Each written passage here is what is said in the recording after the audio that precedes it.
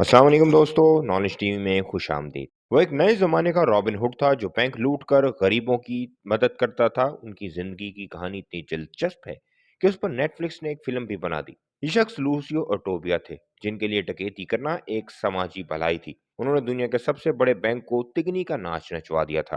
वो एक अच्छे अनार्किस्ट यानी इंतशार फैलाने वाले मशहूर थे। समाज के असूलों पर चलना या किसी का हुक्म मानना उनकी फितरत में ही नहीं था। दिन के औकात में बतौर मजदूर काम करने वाले लूसियो रात को एक बड़े जालसाज का रूप धार लेते थे। वो पढ़े लिखे नहीं थे और अपनी जिंदगी की आखिरी वक्त तक बागी ही रहे। लूसियो टोबिया 1980 की दहाई में दुनिया को मतलूब तरीन अफराद की फहरिस्त में शामिल थे। वो अमेरिका के कैपिटलिज्म निज़ाम के सख्त खिलाफ थे।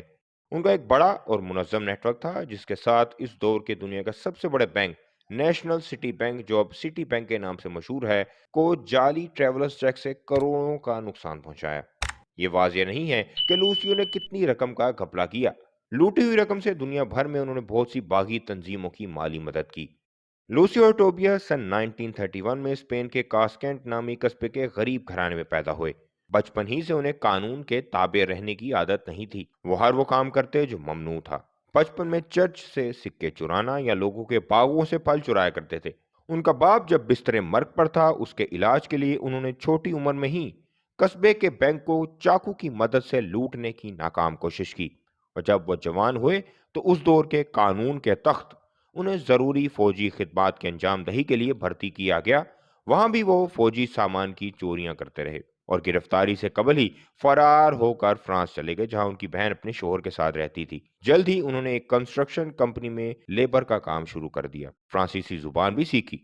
डकैतियां करने के बावजूद उन्होंने मजदूरी करनी नहीं छोड़ी। यही शायद उनका एक परफेक्ट एलाबाई था। कोई नहीं सोच सकता था कि एक अनपढ़ मजदूर उस दौर की बड़ी जालसाजियों के पीछे हो सकता है। यहाँ उनकी मुलाकात एक शख्स किको सबाती से हुई, जिन्हें वो अनार्किज्म का उस्ताद कहते थे।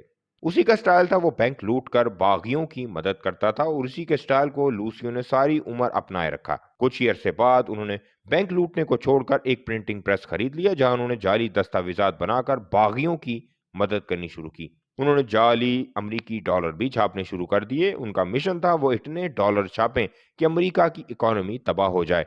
इसी दौरान वो क्यूबा के ची गुएरा से भी मिले और इसी मुलाकात के बाद उन्होंने डॉलर्स छापने बंद कर दिए।